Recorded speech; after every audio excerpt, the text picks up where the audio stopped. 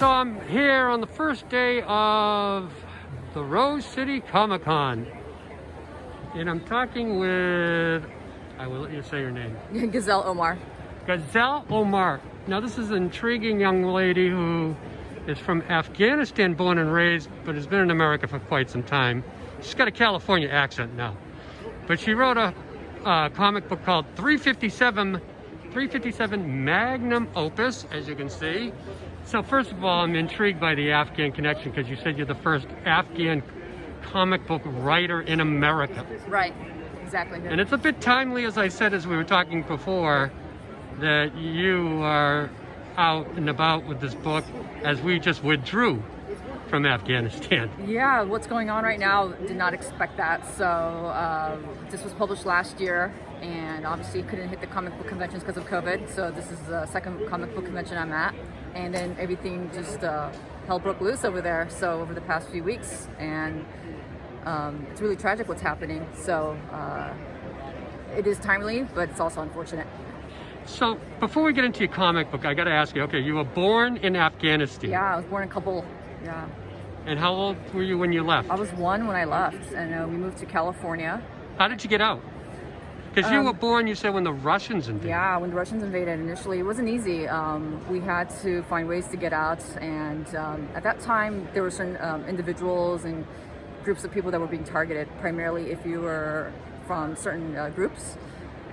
So we found a way, we managed to get out, and so did most of my family. And we lived in England for a couple years, then we moved to California, and we resided in Fremont, California, which at one point was the largest Afghan American population in the U.S. So yeah. Wow, who knew?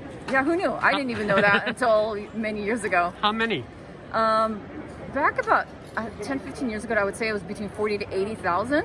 Afghans were just living in the Bay Area. Jeez. Yeah. This is now, as we're getting Afghan refugees coming in over 100,000 now. Right. I don't know how many to America total, but I don't think people realize this happened once before. It's happened several times, actually. So there's different waves of immigrants that have happened over time since the last 40 years.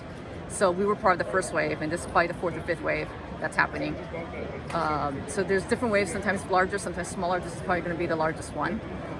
But what happened, back in the 1980s, early 80s, it's going to be pretty similar, where everyone's going to be leaving, has to leave, just because it's a tyrannical government that's taken over. So it's going to break out in civil war, and people are thinking about their lives. You did return for 2 years, you said, 2009, 2010? I moved there for 3 years, 2009 to 2013 early. Yeah, so I lived there for a while. I worked. And what brought you back there? I was just working there. I actually started a fire training academy, and I was actually made a movie, so I did some work with the U.S. government. Wow, you made a movie? Yeah, it's a short movie that was a contract from the U.S. Embassy, and it made it for the Afghan population there, and it aired over there. So can you watch it on any YouTube channel? You can watch it on YouTube. I can actually send you the link. Yeah, absolutely. What's it called? It's called Balwar, and it's about a young Afghan woman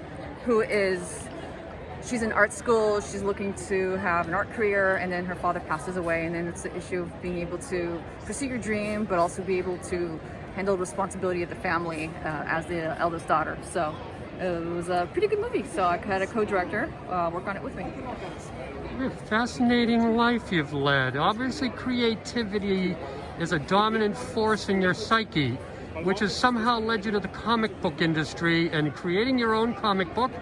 You can hold it up, and we'll show that. We've got the title behind you, 357 Magnum Opus. Yeah, so this is, you can do that. You can do that. Okay. This is we're uncensored, as my mask says, Talkcast PDX. So that wouldn't be allowed in Kabul today. No, it would not be. It wouldn't be allowed even in the last 20 years. It was still a very conservative culture while I was there. You still had to wear a scarf, but women had made a lot of progress, and the people had made a lot of progress in terms of work, in terms of being able to have jobs, education, and it's terrible to see all that be taken away again. So I wrote this a few times and rewrote it, and when I moved back to the US in 2013, I decided I think this would make actually a really good comic book. It was written as a screenplay initially, and then I worked with different artists over time, and it wasn't easy because it's such a big project. It's 160 pages. So eventually I found a great artist in Ning Chen, and we got this ready around 2019. So and then published last year. So yeah, it's been quite an experience. Yeah. And what's the theme concept of the comic book, the main character? Yeah. The main character is a female. She's a strong heroine. Her name is Sex Pistol, and she's a bounty hunter from Vegas. And she's been tasked with her partner to get a felon in Los Angeles. And they get the guy, but realize halfway they got the wrong guy. So not a mistake that they typically make, but now they have to deal with the consequences. So it's kind of like a Pulp Fiction meets Fast and Furious storyline. Let's take a little look in the inside. Yeah, please. A sneak peek of 357 Magnum Opus. So, how about a comic book about Afghanistan? Have you thought about it? I've been thinking about potentially writing a memoir from my time there. I've been kind of working on that. Would it be a graphic novel? Perhaps a graphic memoir. I'm not sure if it's as action-oriented, but it's a great story. My time there was very interesting. It'd be a great way to introduce it to the young people of America who don't understand what's taking place there. Potentially, yeah, potentially.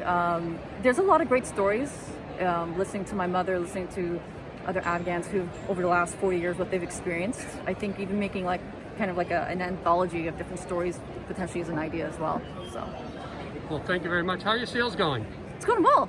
It just started, so hopefully it picks up. Yeah, but in the last year, have you got it on Amazon and such? It's on Amazon. It's on Comixology. I'll have it on Kindle very soon.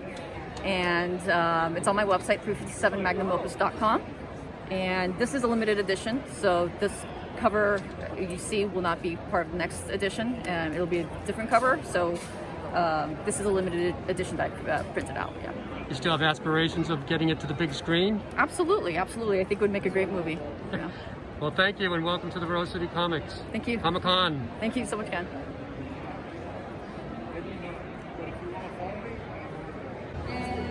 Okay, now I'm talking with Patrick Dearmeyer.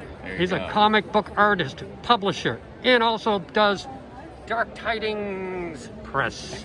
And he's from Oregon. Yeah. So I'm living in Portland, Oregon. I went to school at Oregon State down in Corvallis. Oregonian through and through at this point. And if you don't know your name, it's right behind you. Yes, I'm Patrick Dearmeyer. So, how did you get into comic books? I ended up graduating from OSU with a Bachelor's of Science, which is a little bit of a weird way to do it, but in fine art. And I was pretty interested in doing comics, specifically doing narrative art, and so comics is a really good avenue to do that. When did you begin? And when did you really get into it to the point where you could do it commercially? Before I could do it commercially, so I quit my day job last year. Congratulations, a pandemic dropout. A pandemic dropout, yeah. And so I am now doing art and illustration full time. And after I started doing it right after I graduated, and I just sort of told myself as long as I could keep paying my student loans, I was going to keep doing it, and we mostly got there. So how's it going? It's good. We're really excited about the new issue 1 of Discordia, which is our new book. I don't know if you want to pan over and see here. It's this one. It's a really cool, gritty horror, sci-fi, noir, a lot of elements, very fun. We're really excited for that. We're going to be launching the Kickstarter for issue 2 in October. So yeah. What's the concept? It's an ex-military alcoholic detective has to go through a crumbling city in a post-apocalyptic world full of monsters ranging from vampires and werewolves to aliens and demons. How did you come up with that? Well, was it a bad dream? I'm the co-creator, and I do go back and forth with the writing, but mostly that's my friend Chris, who does the majority of the writing. And on top of that, you also have this artwork that you sell. Yeah. Is this your artwork? Yes. It's very gothic, dark. Yeah. There's some fun ones in there too, but yeah. Looks like a guy that lives down the street from me. In Portland, yeah, it could be. So, so you're a combination of art and comic writing. So you are the writer as well, or? I'm a co-creator on Discordia, and so Chris and I will go back and forth. He does all the heavy lifting for like the world building and for like writing all of the dialogue and stuff. But then we workshop back and forth some in issue 0, and then in issue 1 we have a side character whom I'm entirely writing, which is pretty exciting. So yeah, I'm getting to flex those muscles a little bit too. Yeah. All right, well, come on by Comic. Well, by the time people see this interview, it would be too late. But you are in Portland, so people can find you. Do you have a store, or is it in stores? I don't, but you can Google me. I'm Patrick Dearmeyer. Art is my website. I'm always open, pretty much always open to take commissions, and you can order prints and books online through Dark Tidings Press as well. Thank you very much. For sure, appreciate it. And I'm talking with Michael Quinn, Hi. an Irishman from Portland. How's it going? So, Michael, a lot of people doing comic books and animation and illustrations. However, you have this. Yeah. This wooden artwork, carvings, lighting, Thank you. which I find quite fascinating. And you're from Portland, Oregon. Yeah, I live not far. I could actually walk home from the end of this. Born and raised, or transplant? No, moved here about 6 years ago. So, give me a little background on your art world here. So I started out with the laser cutter. I had a membership to a makerspace that did a veterans got a free membership. So I did that for about a year, and I really fell in love with laser cutting and kind of like making things that you wouldn't think you could do with just a printer and a piece of wood. And I started making them for friends and family as gifts, somebody's interest or whatnot. And then it went from there that I just kind of grew it from there and start making anything that interests me. Movies, TV shows, games, stuff like that. When did you begin this venture? I started like the very early. First time I started using a laser cutter was 8 years ago. And it's just kind of grown from there. Does it start with a drawing and then end up in the carving? So I start with a drawing. I usually do the drawing on a computer. Sometimes my fiance, she'll draw them by hand, and then I'll scan them in. But for me, I go straight to the computer, and then from the computer, once you're done with the drawing, you got to start tweaking it so that it's structurally sound, so that it'll hold itself together as you cut it, and then you go from there. And this is a artwork that can also be used as lights. So Yes. you transformed your carvings into this lantern, so to speak, Yeah. standing lanterns, which are very interesting, and of course have a Comic-Con Yeah. angle. And the beauty of it is, like, so if you have it on the nightstand, because that's the first one I made, right? And you get bored of one scene, you kind of just can turn it, and there's always a new scene to kind of keep you engaged and entertained with it. All right, very good. Well, how's business going? Light so far. It's just early days on Friday, but there seems to be a lot of people, so a lot of interest. And you're from Portland. If somebody wants these, where can they find them? So I don't sell them in a store or anything yet, but I do ship them. So I buy them I sell them online at storyboardlamps.com, and you can I ship them all over the country. Very good. Thank you, sir. Of course. Have a good weekend. Let's see your cane. Oh yeah, look, we match. You can't see I'm smiling, but.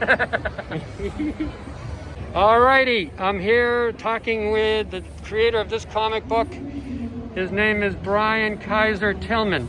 Hi, how's it going? He's from Washington, D.C., and of course I had to ask him because I'm curious about it.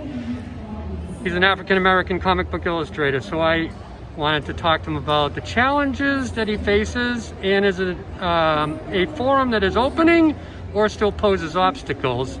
Let's start there. Okay, so the form of comics is definitely evolving as we move forward. It is becoming more open to different voices and different point of views. That is true, and it's very encouraging for someone who is a person of color to be able to go, I can now show my voice, I can show my art, you can listen to what I have to say, and people actually want to listen to it. But even with that open form, it doesn't actually mean that there's an open door.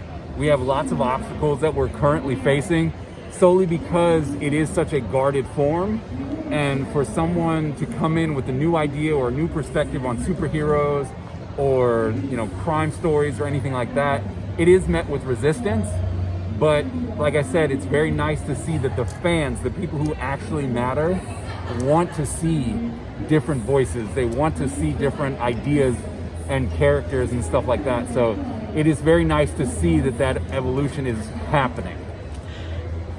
So how long have you been at it, and have you had some success that you'd like to share?